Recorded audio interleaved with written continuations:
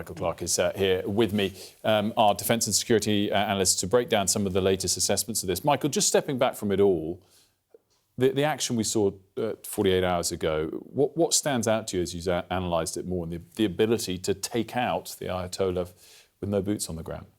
Yeah, I mean, interestingly, we were speculating at the time when these attacks began on Saturday morning that the timing seems curious. And Sean Bell, our other analyst, he and I were talking about this and saying that it was so late in the day, given that Tehran is 3.5 hours ahead of London, and we heard about it at 6 in the morning, so 9:30, 10 o'clock in Tehran. And we said that was not the ideal time to launch attacks of this sort. So they must have had eyes on a target and have gone for the target early. And that now seems to be, in the last 12 hours, seems to have been confirmed in the US, that Israeli intelligence got an idea that the Ayatollah and a lot of his staff were back in the compound, which is extraordinarily foolish of them, although the compound goes very deep. And they went back into the compound, I assume on the assumption that as the Americans hadn't attacked overnight, they were safe for at least another 24 hours. And the Israelis got wind of the target, said to the Americans, it seems, we want to go early. And the Americans said, OK, go. So the whole attack went in, it looks, maybe 24 hours earlier than they had planned, maybe even 48 hours earlier than they planned. But it shows the value of Israeli intelligence is very, very good. And they had 3 sites, it seems, that they had good information where people were, and they went for them. And as we saw from the pictures, they completely devastated the compound in which the Ayatollah was there, and they killed a lot of people in there. What do you make of the breadth of the Iranian response, perhaps not the successful depth of it?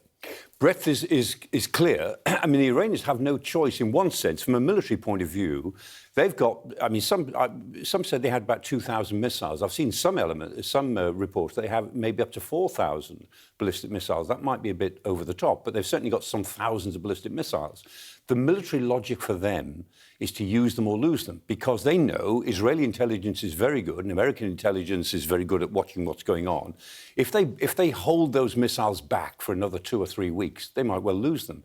So the tendency is to say, OK, we have been attacked in a total sense. The American president has said he's trying to destroy the government of Iran. That is war. If you try to destroy a foreign government, that's war. If you're trying to destroy people, that's genocide. But if you try and destroy a government, that's war. So they've declared war on us. We must use what we've got while we've still got it. And the Iranians have done what they said they would do, which is to attack bases. And they're going for anything they can find, which is American, Israeli or allied countries. And indeed, I mean, some of this stuff will affect civilians, because if you attack bases, some of your drones and missiles will be brought down and they're going to fall somewhere. So there's going to be some collateral damage and deaths through debris. Talk to me about what resilience Iran has under the surface. How damaged will they be by so many of the key leadership members going versus having people to step into the fold? Very good point. Politically, they've got a lot of resilience. So the leadership might have been rocked by this, undoubtedly. But Larijani, who is designated as the interim successor, Larijani has said, OK, we've got a council of 3 who are making decisions. And it will take a while for the Iranians to make clear decisions again. The fact that they attacked Duqm in Oman, they said, we didn't intend to do that because the Omanis are a friend. They've been negotiating. And Duqm is a port, very important container port. And they attacked it. And they said, well, that was kind of on autopilot. We didn't mean to do that. So there is a degree of chaos, you would imagine, at the top. But the top is still there. The Republican Guard are about 200 and 220,000 people, all armed and fairly dedicated. Below that, there's the Basij, who are the militia that go down to the lowest possible levels in Iranian society. These are the people who will come out on the streets and shoot anyone that they think looks like a demonstrator. There's like 600,000 of them. And then there's an army of about 800,000, something like that. Now, one of the key questions is, what will the army do? We know what the Republican Guard will do, and the Basij would want to do. They want to preserve their power and the influence. What does the army do?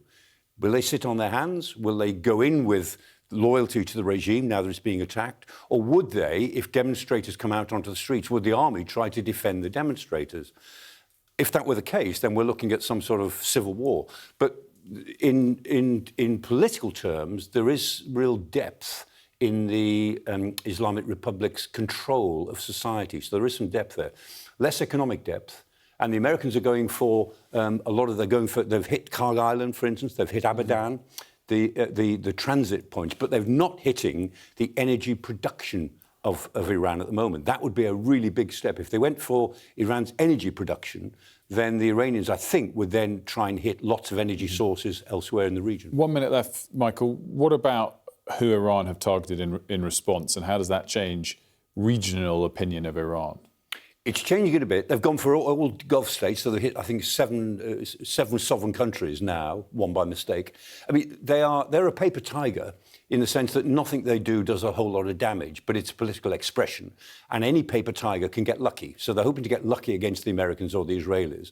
They are creating a sort of a front against them, but that's not the same as a front that fully agrees with what the United States and Israel are doing. So I think the Gulf states, I mean, and the Saudis are taking a big role now, saying to all their Gulf neighbours, even the UAE that haven't got along with for a long time, you know, we're looking after you. So the Saudis are trying to emerge here as they are a Gulf superpower, but a Gulf protector of the others. I think we'll see a different sort of Gulf arising out of this. But they don't want Iran to collapse. They don't want the chaos that will go with it. I mean, there's 5 million Pakistanis around the Gulf. And Pakistan, people have been killed in Karachi, in demonstrations in Karachi over what is happening in the Gulf. Michael, pleasure as always. Big regional implications. Thanks so much. Good to see you, Michael.